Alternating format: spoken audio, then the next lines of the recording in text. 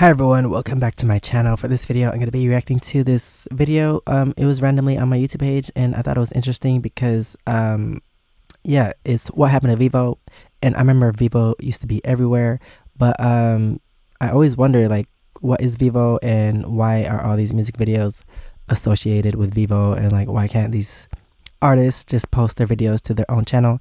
But maybe it's because at the time, I don't know, maybe they had licenses with Vevo so that they could put the videos onto YouTube without copyright claims or something like that. I don't know. But I think now artists, like, they have their own contracts or something. I don't know. The labels maybe have contracts with YouTube now so that all the songs can be played on YouTube without copyright claims because they have like YouTube Music and stuff. So they probably have, I don't know. But let me stop talking. Let's get into the video and see the real reason why. And yeah, let's get into the video, and please subscribe. Let me know what else I should react to in the comments below. It seems like just yesterday, every single musician had It's Vevo right in my their mouth. YouTube channel name, Vevo in the bottom left of their videos. There were even YouTubers putting Vevo on their diss tracks because it made them look more official. But this has left people with a few questions like, what even is Vevo? Why was their name on every single YouTube video? And whatever happened to it? Well, it turns out that Vevo was a big scheme cooked up by the music industry that eventually failed. So to understand that, we gotta go back to Vevo's inception. Vevo was created back in 2008 when the music industry was recovering from quite a few problems. See, back in the day, music videos used to be aired on TV on platforms like MTV, NBC, and more. This way, the producers and artists could get money directly from the networks and their advertisers. But then the internet came in and disrupted everything. CDs and records were being replaced by illegal file sharing services like Napster and LimeWire, because why would you buy something when you can just get it for free? So as you may know, this made the music industry not very profitable. Things like Spotify and iTunes were just coming out, so the industry hadn't really figured out how to make money. That's why they came together and created Vevo. Universal Music Group and Sony Music Entertainment both got together in an evil corporate fashion and created Video Evolution, or Vevo for short. If those names sound familiar, that's because UMG and Sony are two of the big three record labels, which means that these three labels own pretty much every other smaller label. They thought that by creating Vevo, they could find a way to monetize music videos, and they did. What we're trying to do is quite simple, which is to provide a high quality, premium music and video experience to as many people as possible in as many places as possible. On any television, on any computer, on any phone, on any connected digital platform, we want to provide the highest quality, premium music and video experience. So we do that today with our partner YouTube. So about 70% of... Well, I guess since Google owns YouTube now, then the artists can upload their own videos to their own channels now because they can get revenue from the ads that are played on the video. So yeah, I guess they don't need Vevo anymore because Google bought YouTube, so get their money another way. Videos worldwide are consumed. Well, that sums up the video. That is the end of this video. Thanks for... I'm just kidding. Let's continue. Maybe there's another reason. I don't know. So what Vevo does is provide that experience inside of YouTube with the world's largest music companies. The issue, though, was that YouTube was only monetizing like 3% of their videos at the time, while platforms like Hulu had ads on all of their stuff. But YouTube had been working with these record labels and wanted to keep music videos on their platform because that was one of their biggest sources of views. So YouTube and Vevo came to an agreement. Universal, and eventually some of the other labels I mentioned, would put their music videos on YouTube and Vevo would distribute them. Google hosted them on YouTube and Vevo's website as well. Vevo was also in charge of selling ads to advertisers. Most ads on YouTube videos, like the one you're watching right now, are sold programmatically, where advertisers bid on a certain type of customer demographic, like specifically targeting which country they are from or what age group they belong to. This is very common, I'm sure most of you understand that, but Vevo instead would sell specific slots to advertisers, which makes a bit more sense because you can imagine that appearing in front of a Drake video is likely going to get you more attention than throwing your ad on a Matty Balls video, for example. It's kind of like how advertisers kill to be in the Super Bowl. I'm sure they've had quite a few bidding wars over Taylor Swift's music videos. Not because they're good, but because she gets a lot of views. Also on long videos like interviews and things like that, they can sell slots for ads during the video as well. This way Vevo is able to make quite a bit more money from YouTube ads than your everyday YouTuber. So with all of that sorted out, Vevo got like $300 million in investment money, and they were preparing to launch. They acquired some other labels as distribution partners, furthering the music video monopoly, and then they were ready to launch. Vevo launched on December 8th of 2009 with 30,000 videos on their website from huge artists like Eminem, Lil Wayne, Michael Jackson, Lady Gaga, Kesha, Miley Cyrus, and many more. The website actually crashed on launch, and in the first month got over 35 million views. Apparently they had already surpassed Never knew they had their own website. MySpace Music, MTV, Warner Music, and more. I was 7 when all of this was going down, so hearing about MySpace Music is new to me and pretty interesting. Regardless, Vevo was going crazy, launching in different markets internationally like European countries, Mexico, and more. They even got the other big 3 record label, Warner, to sign with them as a content distribution partner. And they were also distributing videos on MTV.com, which was a whole lot cooler back then. At this time, Vevo was getting most of its views, 80% to be exact, from YouTube. Because Vevo was a conglomerate of pretty much every big record label and small one, and they distributed these videos to YouTube, that's why every artist had their own Vevo page, like Eminem Vevo or Rihanna Vevo. That's also why pretty much every music video in the early 2000s, but they all gone now, even up until this day, have Vevo in the bottom left corner, or right, I can't remember. But that still leaves us with one question. Some corner. What happened to Vevo, and why did I say they failed earlier? Well, they had a problem. Because Google Vevo wasn't making that much money as an actual company.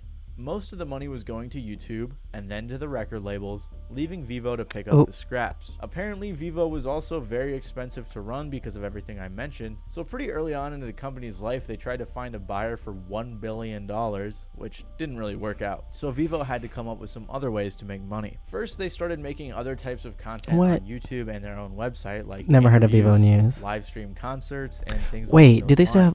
They do still have Vevo, right? Yeah, they do, because I remember they do like live performances, or people perform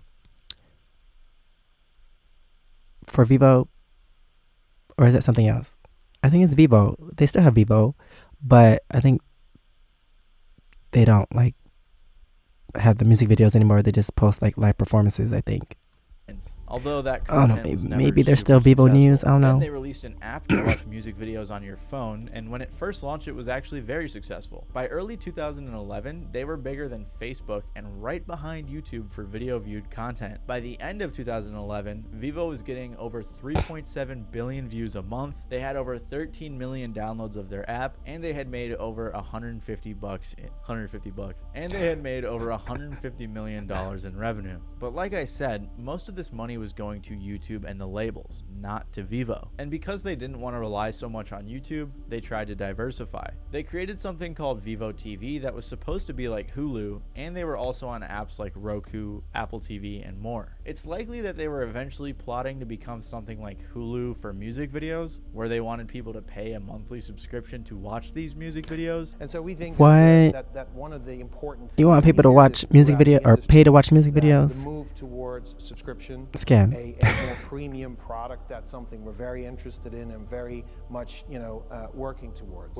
That's a subscription service, or does the whole thing go behind a paywall? Do I have to pay to watch Katy Perry? No, we believe in a dual. Why are the citizens so close to each other? Dang. For a while, but after consumers have had music videos for free for so long, it's very unlikely that would have ever happened. Regardless, for a while, like I just said, their diversification was working, but it didn't last long, because in 2018, everything came crashing down for Vevo. Vevo had a few controversies that really hurt the company, and I'm not talking about the time some executives were ironically caught watching. Okay, back to the thing I was talking about Vevo and the live performances. It's called Vevo Discover, right? I don't know, maybe he'll mention it. Or when they were trying to work with Facebook to get people's info for targeted videos. The main issue they had was in 2018 when they found themselves in the crosshairs of some hackers from the group Rmine. First, the hackers got into Vevo's servers and released 3 terabytes of their documents and videos. Then they got hacked again. This time, 2 hackers named Karoy SH and ProSox got into Vevo's YouTube channel. When they got in, they deleted Despacito, which was the most viewed Vevo video on YouTube, and they also renamed a ton of the videos as well, changed some thumbnails, and apparently this was some sort of pro-Palestine protest. I'm not sure how much these hacks really affected Vevo, but it seems like everything started crumbling after this happened. The CEO stepped 2018. down, a bunch of important executives left, and they had to lay off dozens of employees. At the same time, Vevo was really struggling to compete with YouTube. It seemed like them putting their content on other websites Was making their interrupted by own an ad. website was a way to distance themselves from YouTube, so that way they didn't have to pay all of their revenue to YouTube. But that clearly didn't work, as YouTube is still the #1 site when it comes to watching music videos. Plus, the same year, YouTube just launched YouTube Music, so Vevo never I mentioned that became the earlier. Hulu or the Netflix of music videos. Don't need Vevo. Instead, Vevo decided to wave the white flag. Vevo decided to shut down all of their other operations and just merge with YouTube to become a regular distributor. YouTube merged the Vevo accounts with the artist's official accounts to consolidate everything. So if you were subscribed to a Vevo account, your subscription would be switched over to the official artist account. YouTube said, Vevo's reach and business can continue to grow on YouTube as a direct result of simplifying the user experience through consolidation of an entire artist catalog into one channel, where Vevo videos are featured prominently. So basically like Agario, YouTube just ate up Vevo. This is probably why it feels like you don't see the Vevo branding as much. I mean, we're all probably used to seeing the Vevo logo in videos, so we don't notice it very often, but it is still there. It's just that the channels don't have Vevo in their name anymore. I Vevo don't pay is attention to still pretty thumbnails, successful so after the merge with YouTube, as they have over 500,000. Actually, I don't really watch music videos anymore. 26 billion views a month. You can still go to Vevo's website and check out their content and their artists, but it always redirects you to YouTube. They also still host their videos on Pluto TV and Roku, but let's be honest, no one's going there to watch music videos. Like Medium.com said, without assassinating YouTube, there really wasn't enough room for both of them to coexist. The consumer isn't ever going to go to a second location for the same product they can get at the first. So just because it looks like they aren't there, Vevo is still there operating in the shadows. However, their plans to take over the internet as the go-to music video service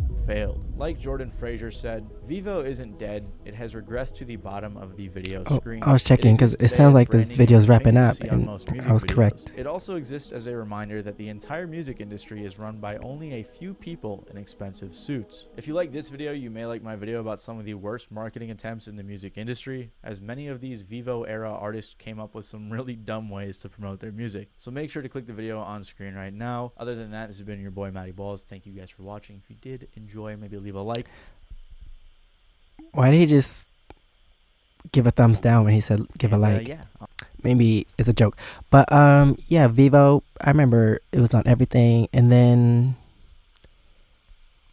I didn't really notice when it started like disappearing, but yeah, I guess the videos that used to have the Vevo mark still have it, but I guess the newer videos they don't, because they just post it to their own channel. And YouTube Music, like, I don't know, they just make money through the Google ad revenue, I guess, too, also. But yeah, Vevo still is around. I'm pretty sure they do Vevo Discover. That's when people do live performances. Or I'm probably thinking of something completely different, and I'm just don't remember the name. Anyway, that is the end of this video. Thanks for watching. Please subscribe. Let me know what else I should react to in the comments below. And if you want to see my experiences in Korea, you can check out my first channel, SEKSHI. And if you want to see my other socials, it's right here under my face. Thanks for watching, and I'll see you next time. Bye.